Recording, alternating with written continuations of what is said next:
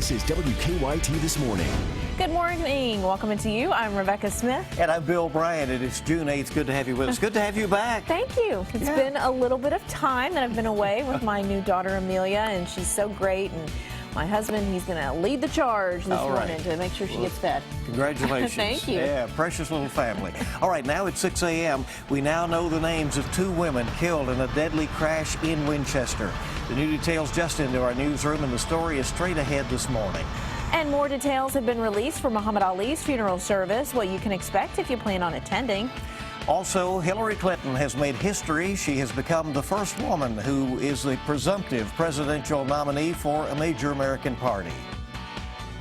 Boy, things look really good outside. I mean, a fantastic start to the day.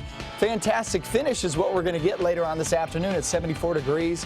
So it looks good today, it looks good tomorrow, but what about your weekend forecast? A lot of events going on. I'm going to show you that in just a few minutes. All right, and we'll see you shortly. Let's get to the news. New this morning, 2 women were killed in a violent crash in Clark County. It happened last night at the bypass and Colby Road. Police say 2 of the cars may have been racing.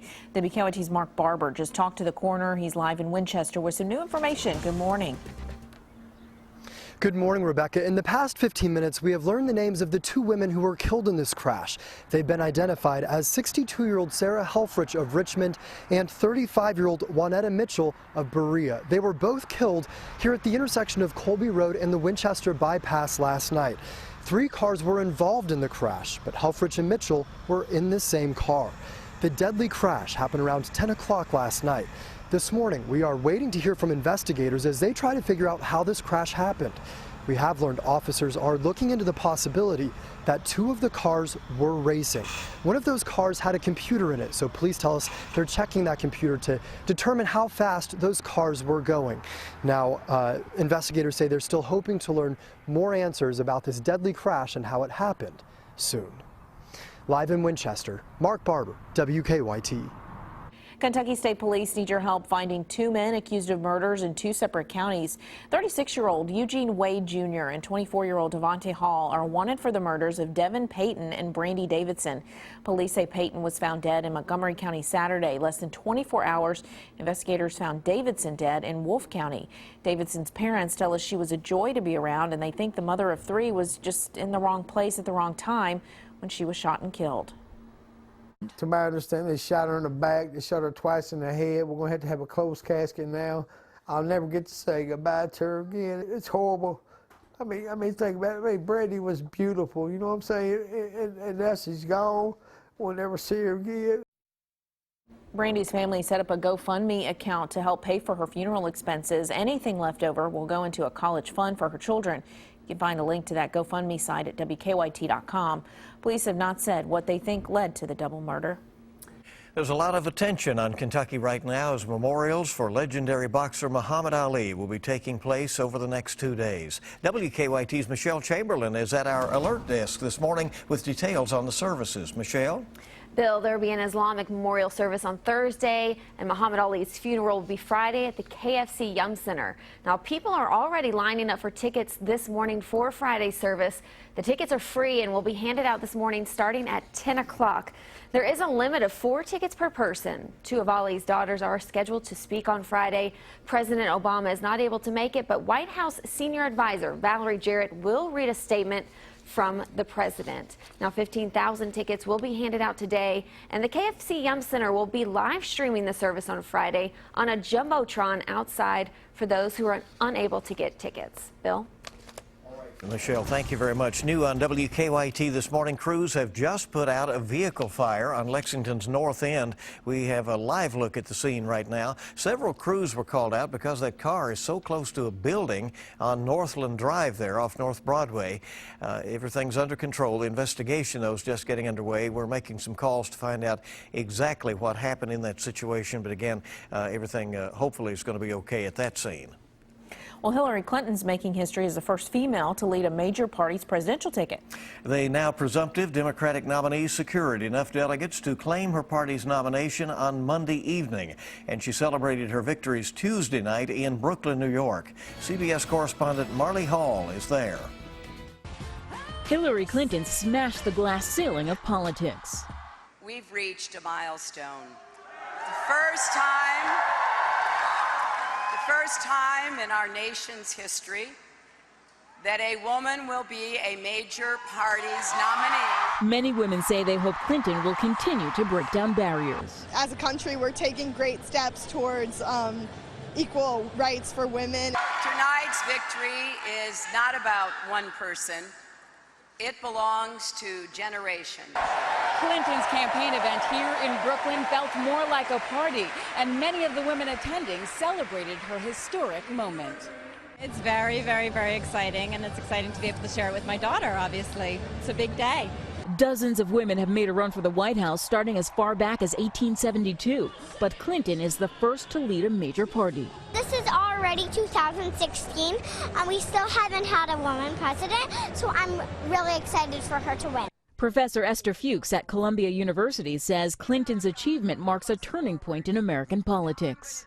Hillary Clinton correctly said, you know, in 2008 she put 18 million cracks in that glass ceiling, but didn't quite get through. This time, she's through. This campaign is about making sure there are no ceilings, no limits on any of us, and this is our moment. Professor Fuchs says from this point on, Clinton's not running as a woman, she's just running to win. Marley Hall, CBS News, Brooklyn, New York. All right, an interesting campaign to come, certainly in the fall here in the U.S. Well, Toyota's Georgetown plant is celebrating its 30th anniversary today. And to celebrate that milestone, the plant will hold a grand reopening of its visitor center and make some major donations to various Kentucky organizations. Throughout the past 3 decades, the Georgetown plant has been the home to America's best-selling car, the Camry, along with the Camry Hybrid, the Avalon, and the Avalon Hybrid.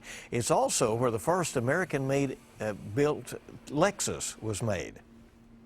Now, your zone-by-zone forecast with meteorologist Micah Harris. Things look great outside as you're walking out the door. Little valley fog as usual, but other than that, it's clear skies, a lot of sunshine now peaking above the horizon in far, far eastern Kentucky. You get a little bit of twilight across the area as it looks like a good start. I haven't heard any issues on the roadways, so no problems whatsoever from Officer Don there at 98.1 The Bull. We're good to go. 52 degrees there in Frankfort. There's nobody on the roads. Pretty calm, pretty quiet as you're heading out the door this morning. 55 now in Lexington. And as we go through the day, we'll jump about 20 degrees, about 25 degrees in towards your afternoon, but that's not that far from 50 degrees. You're talking 74 today. That is well below average, average being lower 80s. And so we'll have a lot of sunshine, 74, less humidity.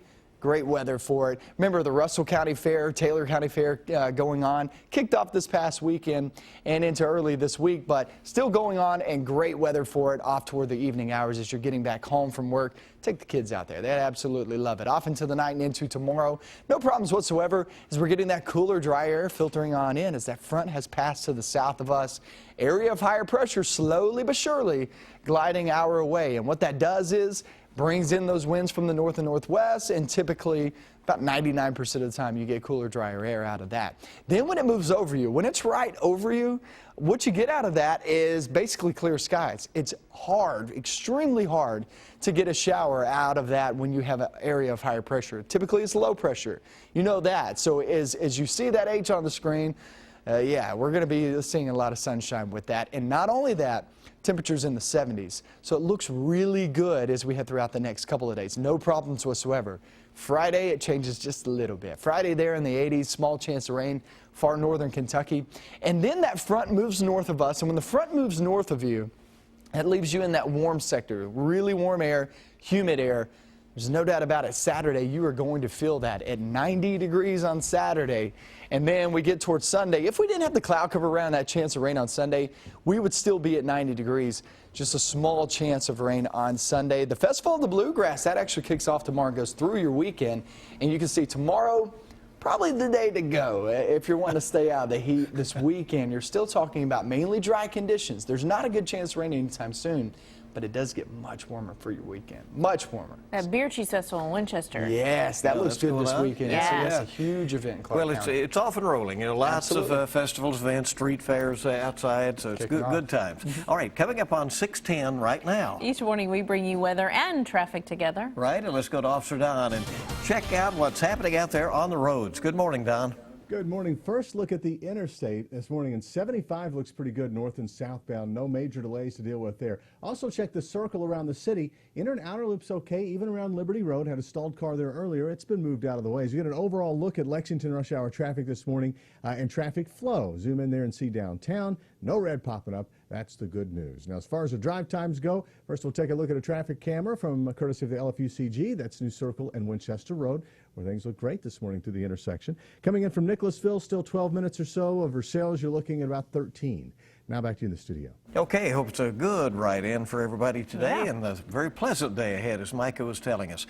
6:10 on WKYT this morning. A lot more news is on the way as we get Wednesday off and rolling. Yeah, we're one day closer to Friday, right? Well, the death of a Vanderbilt baseball player has left the community there stunned. Hear how his coach wants him to be remembered after the break. Welcome back in, 6:14 on WKYT this morning. Yeah, hope your day's off to a great start. We're doing pretty well here. Yeah. Glad to be back. Doing all right? Yeah. A little worried about your daughter at home? I've called my husband twice, I think, this morning. He said, just check, is she okay? Yeah. Has she woken up yet? She hasn't woken up yet, but All she right. will, and you will hear her, right? Well, Egyptian officials say an Egypt Air flight has resumed travel after making an emergency landing because of a bomb threat. The flight was forced to land in Uzbekistan after a bomb threat was made to security agents at the Cairo airport. All 135 passengers were evacuated while the aircraft was searched, but Egyptian officials say the plane was cleared and is once again on its way to Beijing. The incident came nearly 3 weeks after an Egypt Air flight crashed in the Mediterranean Sea. All 66 people on board were killed, and the search for the plane's flight and data recorders, the so-called black boxes, is still underway this morning. 2 Air National Guard ejected safely after 2 F-16 fighter jets crashed in midair. The South Carolina Air National Guard says the pilots were doing a routine night flying operation over eastern Georgia when the crash happened. There are no reports of injuries on the ground. The collision comes after both of the military's precision flying teams suffered crashes last week. A Blue Angels pilot died in a Tennessee crash, and on the very same day, a Thunderbirds pilot survived a crash in Colorado. Police in Michigan say they have been on the lookout for a man driving a pickup erratically before the driver plowed into a group of 9 bicyclists, killing 5 of them. The other 4 have been hospitalized. Some of the victims are children. It happened in the Cooper Township, which is near Kalamazoo. The driver is identified only as a 50-year-old, is in custody. Well, it's another emotional day for the Vanderbilt baseball team after one of its pitchers died. Donnie Everett drowned while fishing with 2 teammates last week. He was named the 2015 Gatorade Tennessee Player of the Year and District Pitcher of the Year. But his coach said his contribution extended well beyond his playing ability. He was a giant figure to a lot of kids, and certainly a giant figure to our players. He was larger than life in a lot of different ways, just a huge, huge positive life force that you get every so often. Donnie Everett leaves behind his parents and grandparents. New York City is temporarily renaming a street to honor the death of Muhammad Ali. A stretch of West 33rd Street near Madison Square Garden will be renamed Muhammad Ali Way for the next week. The legendary boxer fought 8 times at Madison Square Garden, including the fight of the century against Joe Frazier in 1971. Ali died last Friday at the age of 74. Well, today's show host Savannah Guthrie, who is pregnant with her second child, will not be traveling to Rio this summer for the Olympics because of concerns over the Zika virus there. Zika can cause severe birth defects, including abnormally small heads. NBC is sending lots of staffers to Brazil to cover the Olympics. They say a small handful of staffers will not make the trip. Well, Barbara Bush is celebrating her 91st birthday today. A family spokesperson says that the former First Lady will spend the day with family members at the Bush's summer home in Maine. That's in contrast to a year ago when Mrs. Bush's gala 90th birthday celebration featured special guests Amy Grant and Reba McEntire. Her husband, the nation's 41st president, will also celebrate a birthday this week. George H.W. Bush turns 92 this Sunday. All right, Poppy and the Silver Fox, as they were affectionately known within the Bush family. Happy birthday. Still doing well. All right, 6:18 our time on WKYT this morning. New perks are being rolled out for some Uber drivers. Starting today, TSA. Drivers can put in a destination and only get to trip requests that are along their route. Drivers who need a break can also hit a pause request button, and that is after completing their last trip. And for drivers who want their pay right away, they can apply to have their wages added to a Go Bank Uber debit card. The FBI is urging U.S. banks to review their cybersecurity protocols on money transfers. The warning comes after hackers stole $81 million from the Bangladesh Central Bank's account at the Federal Reserve Bank in New York. That happened back in February. They're now investigating all those circumstances. The TSA says it is now getting people through security lines faster at U.S. airports. You may have noticed. The head of the agency testified on Capitol Hill about recent long lines that caused thousands of people to miss their flights. He says 99% of passengers went through security in less than 30 minutes over the Memorial holiday weekend. TSA has now added lanes and increased staffing during peak travel times. An airfare watchdog has polled more than 2,100 travelers about what should be done about shrinking airline seats. 55% said the government should regulate seat size. 38% said airlines should be required to disclose seat size more prominently, so you know what you're getting into. All right. Good news this morning. Prices at the gas pump will be at their lowest in years when you're ready to hit the road this summer. A government forecast says the price for a gallon of gas should average around $2.27 for the April through September summer driving season. Now it's down 13% from last summer, and the lowest pump prices have been in 12 years. It's also lower than the current national average for gas, which stands at $2.36 a gallon. So the forecast a little bit better than where things are now, because I've noticed the prices are easing up at the moment. Well, a little bit goes a long way, right, Yeah. when it comes to anything these days, because the price pretty much of everything has just gone up. Well, WKYT this morning is just getting started. Hope yours is off to an awesome start. An underwater photographer captured some unbelievable photos during a dive off the coast of Australia. Why they prove it's a fish-eat fish world when we return. Big dome of higher pressure back toward our west, and that's always good news for us because that means it's heading our direction. What does that mean for us? I'll have that in your forecast coming up next.